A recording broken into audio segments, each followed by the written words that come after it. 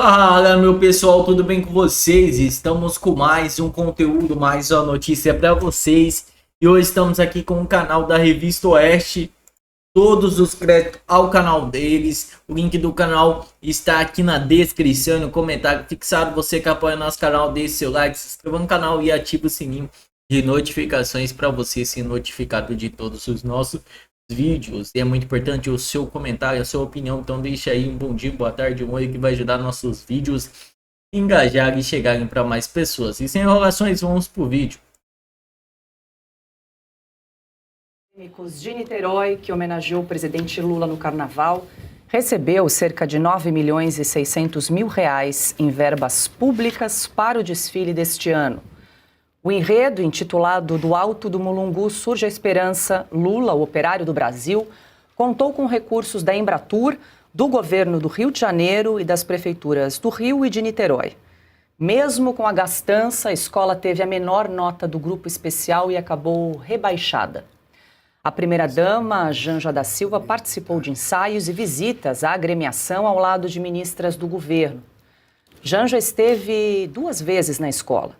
Os gastos com deslocamento, além dos seguranças e dos assessores da primeira-dama, são pagos com dinheiro dos pagadores de impostos. Registros nas redes sociais mostram encontros com a ministra Aniele Franco e também com o presidente da escola, com gestos associados ao governo nas redes sociais. A agenda oficial também indica que o presidente da escola se reuniu no Palácio do Planalto com a ministra Gleisi Hoffmann e com outros integrantes do governo. Os encontros ocorreram em 2025.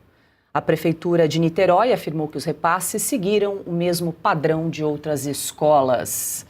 Rodrigo Constantino, muito boa noite, seja bem-vindo. Consta, ontem, inclusive, abrimos o programa com essa notícia do rebaixamento da Acadêmicos de Niterói, mas à luz da Justiça Eleitoral, consta, vai ficando cada vez mais claro aí que o desfile pode trazer muitas complicações jurídicas para o PT e para o Lula neste ano, agora com o governo federal participando aí ativamente da organização do desfile, pior com o uso do dinheiro seu, meu, nosso, né, dinheiro público. Boa noite. Boa noite, Paula. Basicamente um evento oficial de governo, né?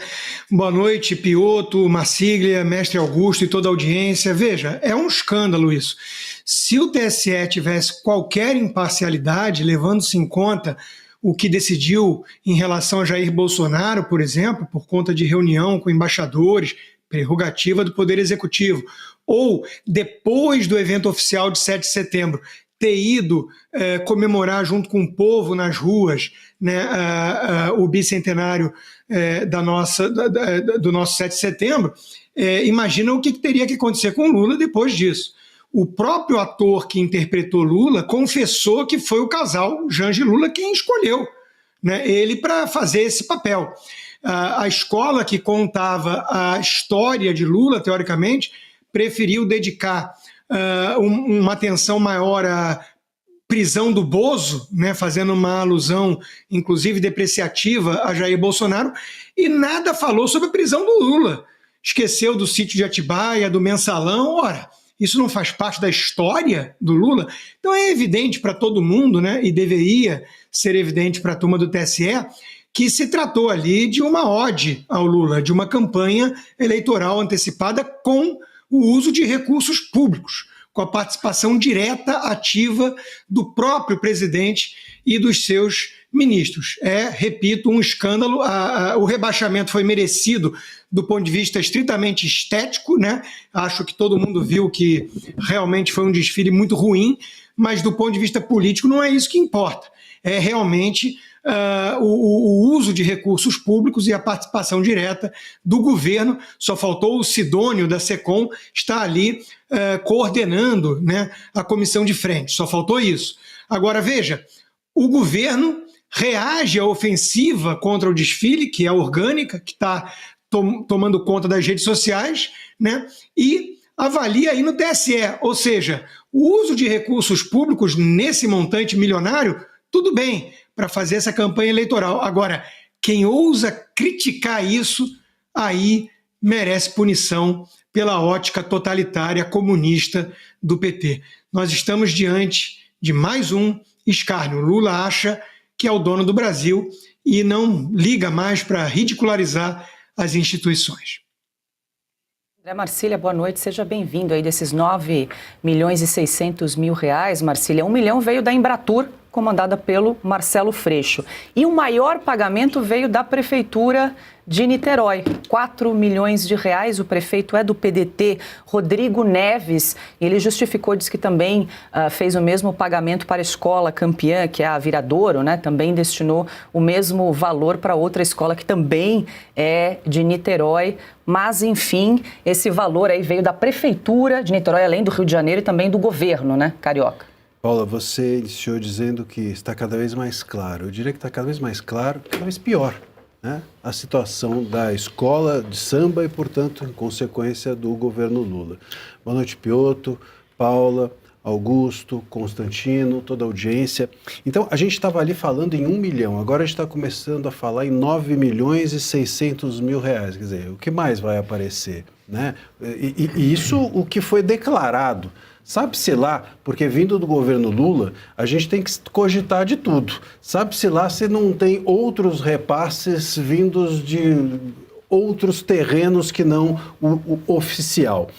Além disso, parece que houve reuniões no Palácio, a Janja foi na escola de samba, o Lula indicou o humorista que o iria representar na escola de ele próprio, o próprio humorista reconheceu, disse que o Lula pediu que ele fosse a sua cara na avenida, e a gente vai tornando essa situação cada vez mais insustentável. É uma completa vergonha se o TSE não fizer nada. É uma completa vergonha institucional, né? Não é só uma questão de justiça, não é só uma questão de equiparação ao que foi feito ao Bolsonaro, é de vergonha total dessa instituição, da justiça eleitoral, no ano eleitoral. Ela vai se tornar irrelevante, vai se tornar uma piada, ela vai se tornar carnavalesca, né? Vamos dizer assim, o TSE se tornará carnavalesco se ele não fizer nada.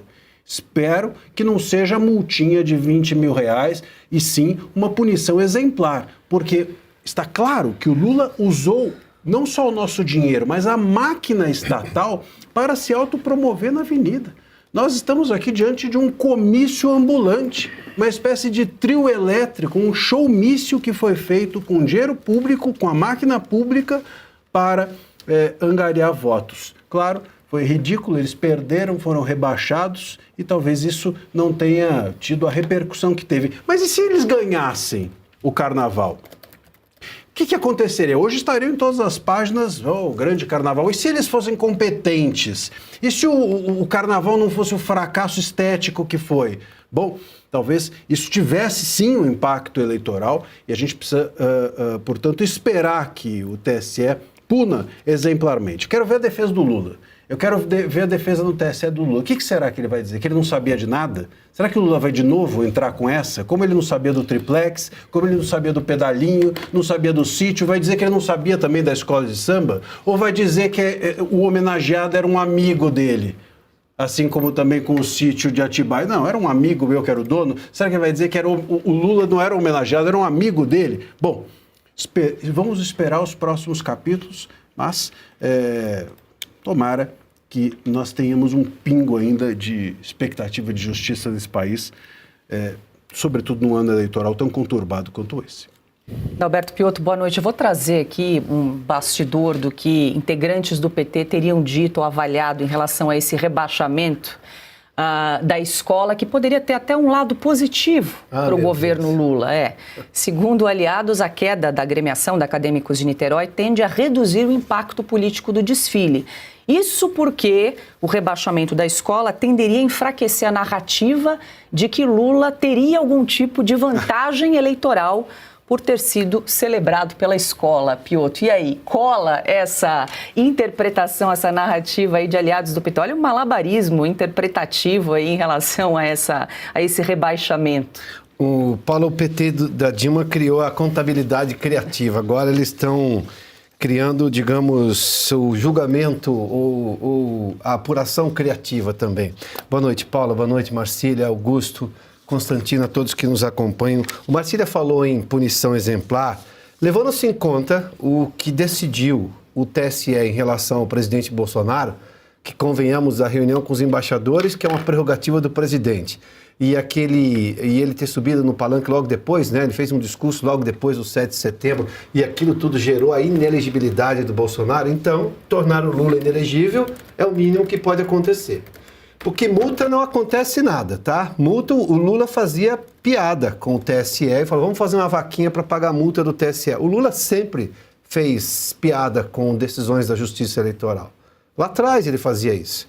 Então, nós estamos falando aqui de um TSE. Se houver, digamos, um mínimo de lógica no que o TSE pensa, ou seja, da Justiça Eleitoral que pratica o TSE, só a inelegibilidade do Lula pode ser considerada uma medida exemplar. Agora, com essa desculpa aí dos petistas, bateu o desespero, né? O governo hoje tem uma luz vermelha lá, e não é vermelha de PT, é vermelha de cartão vermelho. Deu tudo errado. O Lula não conseguiu entender, e obviamente isso é típico de quem se acha acima. O Constantino usou uma frase boa aí, dono do Brasil, né? Ele, o Supremo, todos eles se acham donos do Brasil, só que o Brasil não aceita dono. Somos uma república federativa, uma série de problemas, mas não queremos de ter um dono. E aí nós estamos tentando rejeitar tudo isso, em que pese o fato de parte do Brasil ter concordado com este governo e com este Supremo até outro dia. Agora, há, digamos, uma reação maior. O Lula, além do que, ele deu um tapa na cara dos brasileiros, no modo de vida dos brasileiros. Os brasileiros não aguentam mais a esquerda dizendo o que eles podem, o que não podem, no que eles podem crer, o que eles não podem crer, que religião eles devem ter. A esquerda não aguenta, a população brasileira não aguenta mais nada da esquerda.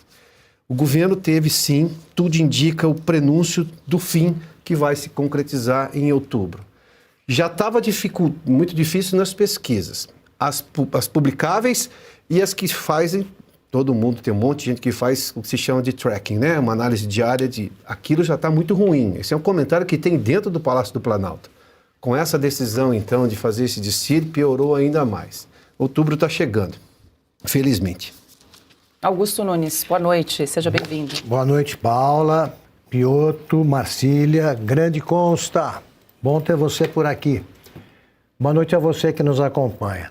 Eles conseguiram promover um evento aí que não rendeu, para ser gentil, hein? Quanto à contabilidade dos prejuízos, não rendeu um voto ao Lula. Começa por aí. Se você gasta tanto dinheiro e não consegue um voto, você já fracassou. Agora, foi muito pior. O voto do Moraes está dado. É o mesmo, ele tem que se basear no mesmo discurso que ele fez para justificar a condenação do Bolsonaro por usar o 7 de setembro, imagens do 7 de setembro. Me vem o Lula, o governo financia, vários governos, um desfile desse, um fiasco total, até porque escolhe. Fala, meu pessoal, estamos aqui no Conex, o site que traz a verdade ao povo. Partido dos Traficantes, Justiça nega remoção de publicações de Bia aqui associando ao PT ao narcotráfico. O tribunal aponta ausência na urgência do pedido de sustentar que não há risco de prejuízo irreversível que justifica a remoção imediata. O Tribunal de Justiça Distrito Federal Territórios negou um pedido de liminar do Partido dos Trabalhadores PT para a remoção de postagens nas redes sociais feitas pela deputada federal Bia Kicis. Nas postagens, a deputada associa o PT ao narcotráfico e reinterpretando a sigla como Partido dos Traficantes.